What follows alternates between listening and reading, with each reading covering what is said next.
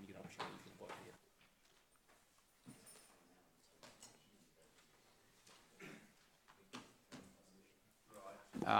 here. The meeting is now, there's two items. We're now in public session, and we're going to receive advice from the Chief Executive with regard to receiving advice from our legal counsel, City Solicitor, because of issues of legal privilege.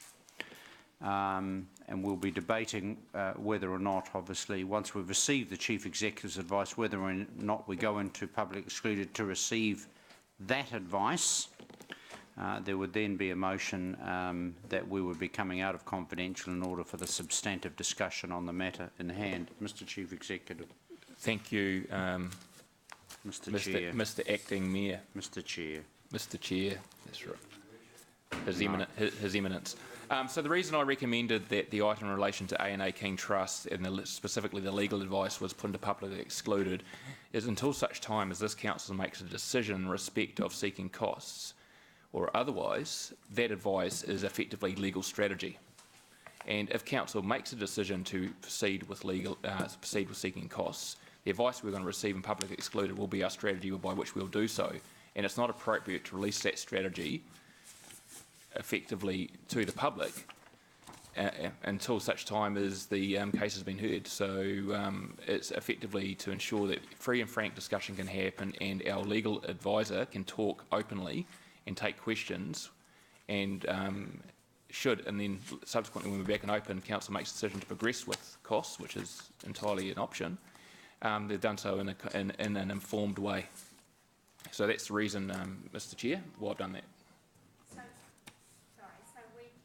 We can discuss the decision though, because that's a public document. The decision, first and open? No, so our advice is we're going to go to public excluded first as my recommendation. That way you can ask all the questions you can of the legal advisor or our city councillor effectively, which will give you the context and may well answer some of the questions that you may well have answered in the public, which you may not be able to answer in public.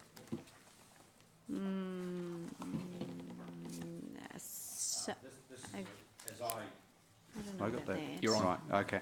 As I understand it, this is a matter purely and simply and very narrowly to receive advice from our city solicitor in confidential, which we've done in other such similar situations previously, so there's precedent there, and that is to maintain legal privilege between ourselves and our city solicitor in terms of our legal advice.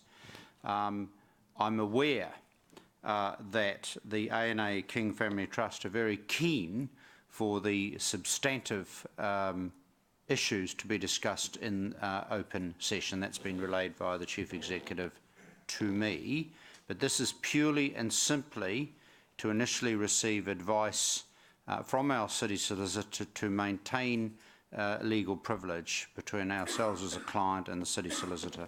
Councillor Mallett? All right. I was on the list. All right, sorry, yeah. Councillor O'Leary, apologies. So are you saying is that we will come back out of... It seems to me there's just two issues for discussion. We're finally receiving a final decision on the district plan, yes, and that's an open document. It's a public document. That's correct. So there may be some questions, and I've just got a couple of questions on that. And the other issue is whether the council decides to go for costs, and that is a public excluded decision. You can all you're going to receive. So the process will be: I wish to go in public excluded. We hear the advice of the city solicitor. Then we'll go into open, and then in open you can discuss the decision, and you can also pass a resolution if you wish to in open to seek costs. And that's the process. And at that point in time, you may also wish to have the advice of the city solicitor released in the public as well, if that's the decision you want to make. That's the call. means that it potentially, if you do decide to pursue costs, it weakens our position in that case. And as the Chief Executive, it's my obligation to ensure we put our best foot forward. Yeah, I'm not questioning that, Mr. CEO. Yep. I'm not at all questioning, and I've always supported in my 9 years here of us discussing our legal position and public excluded. I just wanted some confidence that because this is a public document and it's a good, it's a decision and it's the final step in our district plan, that we have the ability to ask questions on that in public. You're saying that's after we receive legal advice? That's right. Absolutely have that right. Councillor Pascoe. Thank you. As I see it, and correct me if I'm wrong, we're going into public excluded now to consider reports 15 and C1, and then we might come out of public excluded to consider either or both in public after we've been in public excluded. Is that how you see it? Well, I've got a report called Report 15 and one called C1. So just, I may be able to clarify here. C1 is the confidential item, which is the legal advice, which relates to item 15, which is an open agenda item. So as the CE just indicated, we've asked council to take the public excluded item first to provide legal context for any conversation that council may wish to have on item 15 in open. Okay.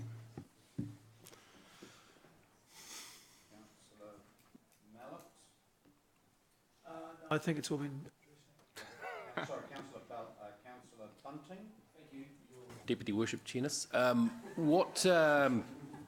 How much of what we are informed by our legal team, are we able to discuss in public without compromising what we're trying not to compromise by going into public? Do you Well, I understand what I mean? think it's a hard question and an easy question. Yeah, where are the parameters? Firstly, the hard part is that we haven't heard what our city solicitor is about to say, so that's the hard part. The easy part is that if I feel that you're stepping over those grounds, I will pull you up. Okay. Yep. Cool. Thank you. If there's no further discussion, I will move in terms of Section 48 of the Local Government Official Information and Meetings Act 1987 that the public be excluded from the following parts of proceeding of this meeting, namely for consideration of the public excluded agenda. The general subject of each matter be considered while the public is excluded. The reasons for passing this resolution in relation to each matter and the specified grounds under Section 48 Local Government Act Information Meetings Act for the passing of the resolution, and this is to do with A&A King Family Trust versus HCC regarding partly operative district plan legal advice, and the reason is good reason to withhold information existing under Section 7 of the Local Government Official Information and Meetings Act, Section 48 1A. I so move. Do I have a seconder, please? Seconded, Councillor Taylor. All those in favour will say, all those in favour just raise your hands. Those to the contrary? That is recorded. The motion is carried. Councillor McPherson dissented. Councillor McPherson dissented.